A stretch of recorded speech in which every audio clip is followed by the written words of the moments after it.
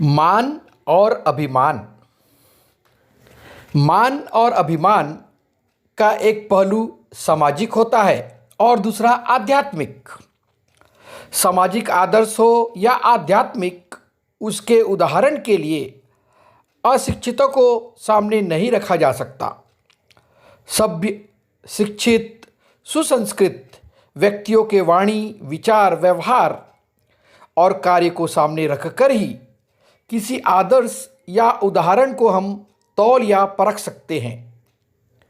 हमें चाहे सामाजिक मान प्रतिष्ठा कितनी भी प्राप्त हो, किंतु मानव जीवन के लिए उसका विशेष महत्व नहीं माना जाता है। देखने में यह आता है कि जब मनुष्य सामाजिक दायरे से बाहर निकलकर जीवन चेतना प्राप्त करते हैं कि यह जीवन वह नहीं है जो हम समझ रहे हैं, तब उसे ऐसी प्रेरणा प्राप्त होने पर उनकी सामाजिक भूमिका समाप्त हो जाती है। वे किसी अज्ञात लक्ष्य की ओर बढ़ने लगते हैं। उनका जीवन स्तर ही बदल जाता है।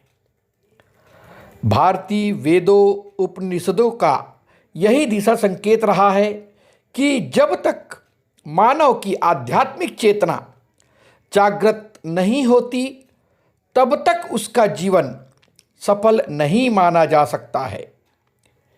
यह सफलता क्या है? हम में से कितने लोग इसे समझ सकते हैं? यह कथनपि अत्युक्ति नहीं है कि जब तक हम सामाजिक दायरे में रहते हैं, हमारे जीवन की सामाजिक भूमिका बनी रहती है। हम मानव जीवन को सही मान नहीं दे सकते हैं। मान का तात्पर्य मूल्यांकन होता है। इसका अर्थ यह नहीं समझा जाए कि हम केवल पैसों से ही मूल्यांकन कर सकते हैं। मूल्यांकन के और भी प्रकार होते हैं। हम किसी चीज़ का सही मूल्यांकन करने में समर्थ कब हो सकते हैं?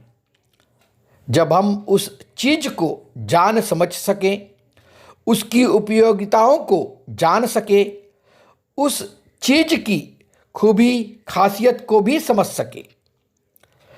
सामाजिक जीवन के दायरे में भौतिक भावनाओं के बीच रहकर हम अपने मानव जीवन का अभिमान जरूर कर सकते हैं, परंतु उसका सही मूल्यांकन नहीं कर सकते, जिसे मान कहा जाता है। यह तथ्य सरल होते हुए भी ज्ञान गम्य है। शिक्षा और संपत्ति के अभिमान में रहकर हम इस सुगम तथ्य को समझ भी नहीं सकेंगे, तो उसका मान भला कैसे कर पाएंगे? शरीराभिमान को साथ लेकर हम आध्यात्मिक भूमिका में प्रवेश नहीं कर सकते।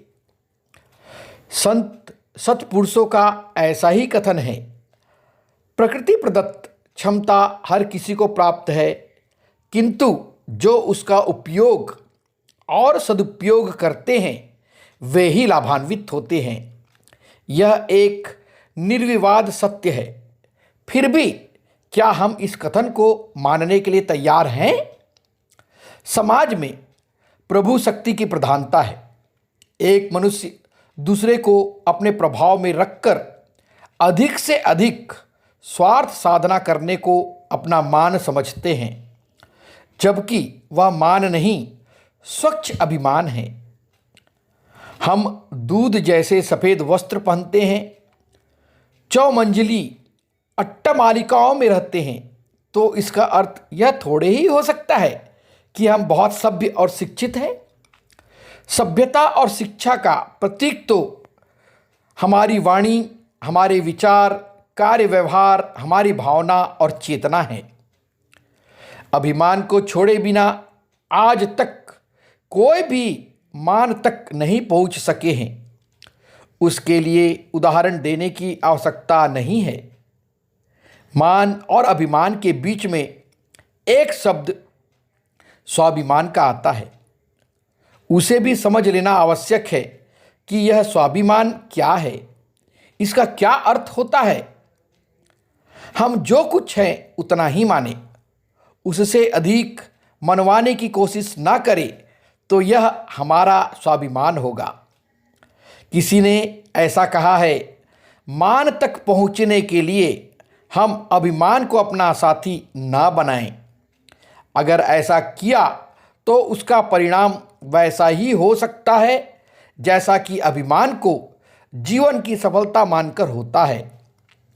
शाश्वत की अवहेलना करके अशाश्वत की आराधना करना कहाँ तक सही है? इसे समझने में क्या हम अपने ज्ञान का, अपने विवेक का सदुपयोग नहीं करते हैं? आत्मा के सामने शरीर का क्या अस्तित्व है? वैसे यह सत्य है कि कर्म योग के लिए शरीर की महत्ता जरूर मानी जानी चाहिए, किंतु जीवन का लक्ष्य कर्म फल का त्याग या भगवत प्राप्ति माना गया है।